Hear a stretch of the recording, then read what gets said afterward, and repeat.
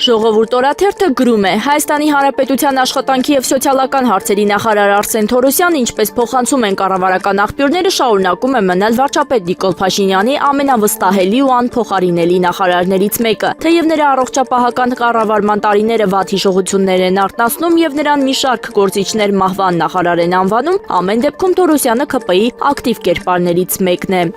Ժողովուրդ օրաթերթի կառավարական աղբյուրների փոխանցման անգամային պայմաններում, երբ Փաշինյանն ունեցել է տարաձայնություններ Թորոսյանի տարբեր քրեական պատմությունների մասով, էլի շարունակել է նրան պահել իր թիմում, գնահատելով նրա աշխատունակությունն ու արձագանքման արագությունը։ Առանց այն էլ ԿՊ-ում կադրային լուրջ խնդիրներ կան եւ Արսեն Թորոսյանի նման արագաշարժ պաշտոնյան խիստ գնահատելի է նրա կողմից։ Ժողովուրդ օրաթերթին նաև փոխանցեցին հետաքրքիր մանրամասն։ Վարչապետը իր աշխատանքային ոճին հավատարիմ հաճախ նախարարներին նամակներ է ուղարկում, նույնիսկ ուշ գիշերին։ Նույն աղբյուրների պնդմամբ հենց Թորոսյանն է այն նախարարներից մեկը, ով առավել հաճախ պատասխանում է այդ նամակներին, երբեմն նույնիսկ գիշերվա ժամը 3-ից 4-ին։ Ժողովուրդ օրաթերթը գրում է Հայաստանի արտաքին գործերի նախարար Արարատ Միրզոյանը կառավարության նիստում քննադատել է հայաստանյան բնակարանաշինության մշակույթը անդրադառնալով բարձր պարիսպների երևույթին։ Նա նշել է, որ տարիներ շարունակ ձևավորված մտածողությունը խնդրահարույց է։ Մենք ընկալել ենք, որ պարիսպից ներս մերն է, պարիսպից դուրս մերը չէ։ Այսինքն բարձր պարիսպները լավ բան չեն, պետք է մարդիկ քանդեն, ազատվեն այդ բաժանարար գծերից։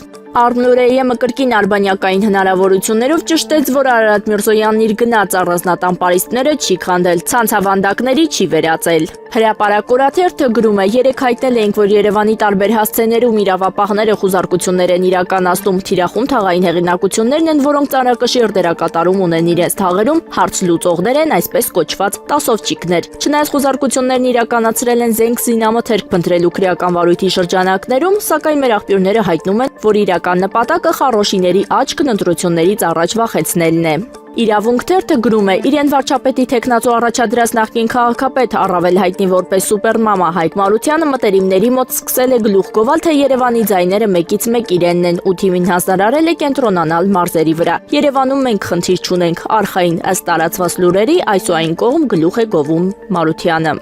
Հրապարակ օրաթերթը գրում է. չնայած ԿՊԱ-ականները վերջին օրերին դիվոտած արձագանքում են ընդդիմության քննադատություններին եւ երեկ էլ Արարատ Միրզոյանը հարց ու պատասխանի ժամանակ հայտարարեց, որ ընդդիմությունը խաղաղության պայմանագրի մասով երաշխավորացավ է կպել, սակայն ընդամենը 3 տարի առաջ դեռևս մորուքով Փաշինյանը հմեկում բառացի ասել էր. եթե երաշխավոր չլինի, խաղաղության պայմանագիր կնքելուց 12 ժամ անց կարող է պատերազմ սկսվել։ Միրզոյանը նախորդին մուննաթ էր գալիս, հիմա էլ ընդդիմադիրներն ունեն նարատիվներ այդ թվում Ղարաբաղ հետ բերելու, որոնք ուղղակի հակասում են խաղաղությանը։ Նոր նրբերանգ է մտել վերջին օրերին խաղաղություն, բայց երաշխավորով երաշխավորված։ Երաշխավորներն առհասարակ հետապնդում են իրենց շահերը։ Սառը հաշվարկների աշխարհում միջազգային հարաբերություններում ոչ մեկը ոչ մեկի սիրուն աչքերի համար չի գնում։ Երաշխավորություն չի անում, նաև իր զինվորների արյունը չի թափում եւ այլն։ Երկրորդը մենք գիտենք դասյակներով երաշխավորված, ստորագրված երաշխավորների խմբի կողմից երաշխավորված եւ կնքված խաղաղություններ, որոնք հետո խախտվել են շատ հեշտությամբ, ընդ որում հետաքրքրաբար խախտվել են երաշխավորների կողմից։ Իշխանությունները սլաքներն ուղում են Ռուսաստանի Դաշնության կողմը, թեև անունը չեն տալիս։ Մեր տեղեկություններով խաղաղության պայմանագրի նախնական փաստաթղթում եղել է երաշխավորի մասին կետ, սակայն հանվել է Ալիևի պահանջով, ինչից հետո ԿՊԱ-ականները հերթական նշածողն են իջեցրել։